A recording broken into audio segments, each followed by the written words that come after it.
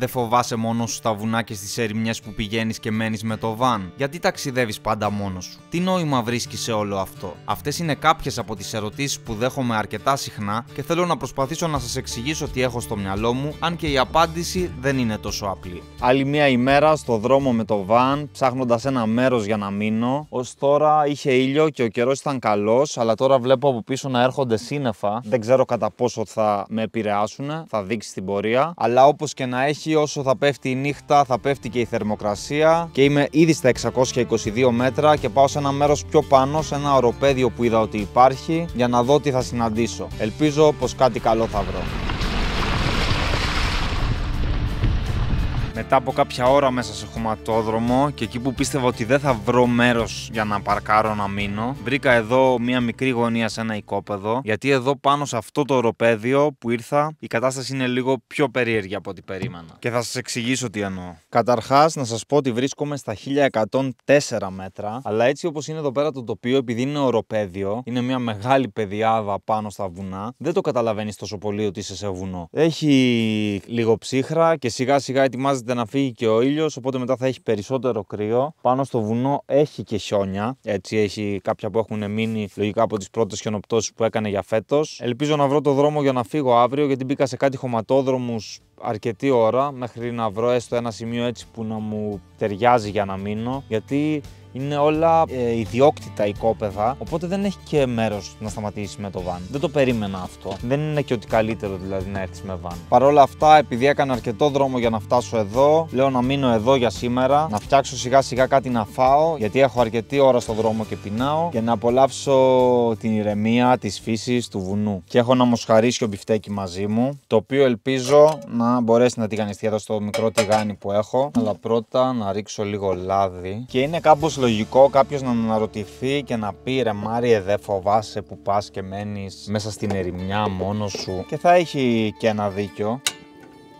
Επειδή το μπιφτέκι είναι αρκετά χοντρό και μεγάλο, αυτό που σκέφτομαι να κάνω είναι να το σμασάρω όπως μπορώ μέσα στο τηγάνι, ώστε να μπορέσει να ψηθεί παντού. Αλλιώς, κατευθείαν μύρισε τέλεια. Άνοιξα την πόρτα να βγαίνει και ο καπνός και να δούμε τι θα καταφέρουμε. Το πιο σημαντικό είναι να μην κολλήσει για να μπορέσω να το γυρίσω. Και αυτό που έλεγα είναι ότι ειδικά στην αρχή το αίσθημα του φόβου ήταν πιο έντονο. Όταν πήγαινα να μείνω κάπου μόνος μου και δεν είχε άλλα βαν τριγύρω. Όταν θα πάω και θα μείνω σε ένα μέρος που έχει γύρω και άλλα βαν, είναι σαν μια μικρή γειτονιά και ας μην γνωριζόμαστε μεταξύ μας, υπάρχει κάτι που μας συνδέει. Το ότι μένουμε όλοι στον δρόμο. Οπότε υπάρχει μια έξτρα ασφάλεια. Όταν πάω όμως και μένω σε μέρη σαν αυτό που είναι ερημικά, πάντα υπάρχει ένα αίσθημα φόβου μη γίνει κάτι. Αλλά έξω ο κόσμος είναι τόσο όμορφος που είναι κάπως κακό εξαιτίας του φόβου να μην τα δω αυτά τα μέρη, να μην τα ζήσω. Γιατί αλλιώς θα έπρεπε να μένουμε κλεισμένοι στο σπίτι μας, άμα είναι να φοβόμαστε το οτιδήποτε. Επειδή έχω ανοίξει, κάνει ρεύμα και η φωτιά δεν είναι πολύ έντονη. Και τώρα νομίζω είναι η ώρα.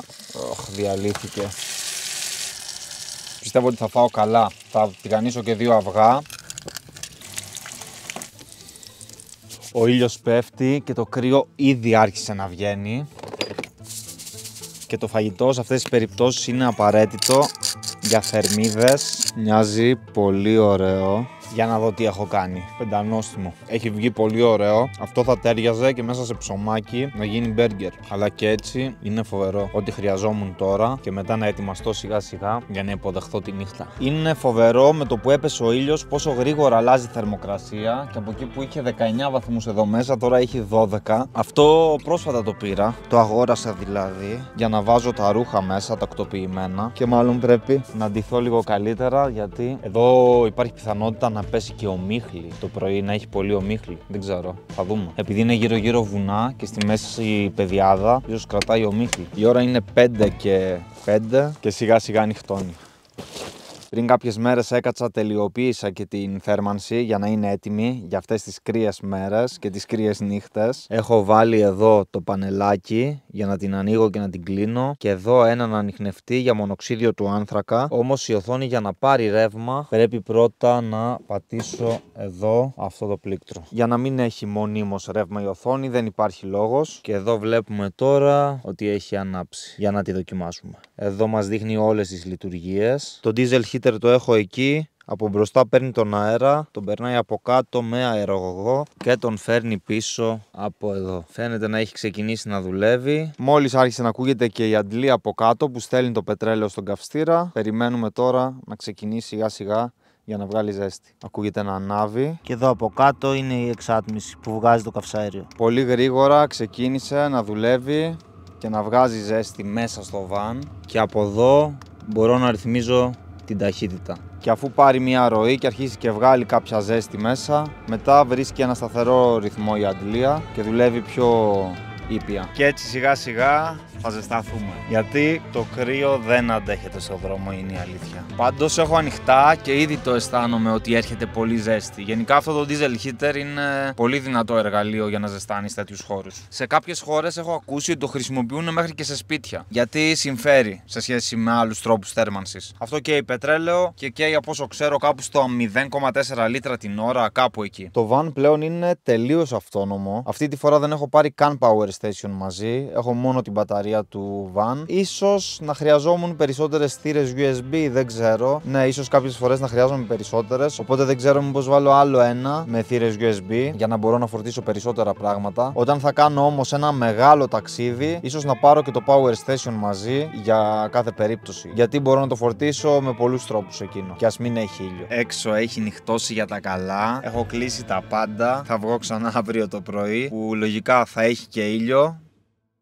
Αν μου το έλεγες πριν κάποια χρόνια ότι θα ταξιδεύω μόνος μου, θα σε έλεγα σίγουρα τρελό. Γιατί ήμουν ένας άνθρωπος που ήθελα να είμαι πάντα με κόσμο για να αισθάνομαι καλά. Όμως οι καταστάσεις ήρθαν έτσι που δοκίμασα για πρώτη φορά κάποια στιγμή να πάω κάπου μόνος μου και είδα ότι είναι πιο ωραία από ό,τι το περίμενα τελικά. Το ένα έφερε το άλλο και φτάσαμε σήμερα ως εδώ. Το να μένω μόνος μου και να απομονώνομαι σε τέτοια μέρη μου δίνει τη δυνατότητα πολλές φορές να γνωρίσω καλύτερα τον εαυτό μου, να καταπολεμήσω τους φόβους μου, να σκεφτώ καλύτερα τι πραγματικά εγώ θέλω ώστε αυτό να κάνω. Είναι και άλλα πολλά και θα μπορούσα να μιλάω ώρες ατελείωτες για αυτό το θέμα. Σίγουρα κάποια στιγμή μπορεί να με δείτε να έχω και άλλο άτομο μαζί. Δεν είναι κάτι που το απορρίπτω. Απλώς θα πρέπει εξίσου να του αρέσει αυτός ο τρόπος ταξιδιού και να απολαμβάνει αυτές τις μικρές ταλαιπωρίες και περιπέτειες που προκύπτουν κάθε τόσο. Η θερμοκρασία έχει πέσει κατά πολύ, έχει 3 βαθμούς μέσα στο βαν και έχει και πάρα πολύ υγρασία που είναι χειρότερο ακόμα από την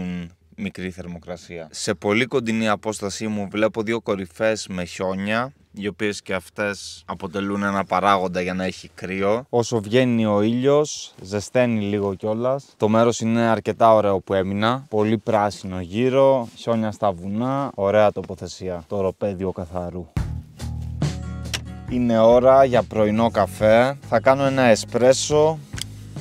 Αν και η αλήθεια είναι πως ήθελα ένα πιο ελληνικό τώρα, αλλά δεν έχω ελληνικό, μου έχει τελειώσει. Θα πάρω με την πρώτη ευκαιρία, όμως έχω εσπρέσο, κάτι είναι και αυτό από το τίποτα. Ο ήλιος έχει βγει, η θερμοκρασία ανεβαίνει. Έκανα ένα καφέ να απολαύσω αυτή την πολύ ωραία θέα που έχω βρει, την οποία δεν περίμενα ότι θα τη βρω. Και αν με ρωτάς για το τι νόημα βρίσκω σε όλο αυτό, στο να ταξιδεύω μόνος μου και να διανυκτερεύω οπουδήποτε, είναι επειδή αισθάνομαι πως οι άνθρωποι έχουμε απομακρυνθεί από τη φύση και η ζωή μέσα στις πόλεις μας έχει κάνει κάτι άλλο από αυτό που είμαστε πραγματικά. Έχουμε ξεχάσει πως είναι να νιώθουμε ελεύθεροι. Έχουμε γίνει αυτοκαταστροφικοί και αδιάφοροι.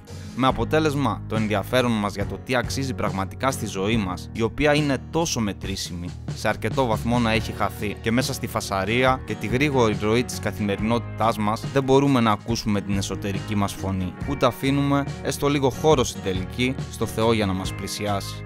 Ενώ κοιτάω προς τα πίσω, βλέπω ότι οι μεγαλύτερες αλλαγές στη ζωή μου έγιναν όταν έμεινα μόνος μου, ίσως και αναγκαστικά κάποιες φορές. Γι' αυτό πλέον επιλέγω συνειδητά να περνάω χρόνο μόνος μου. Και εκεί που είμαι μόνος μου, όταν κοιτάξω προς τα πάνω, είναι η στιγμή που μπορώ πιο καθαρά πλέον να καταλάβω ότι μόνοι μας δεν είμαστε ποτέ.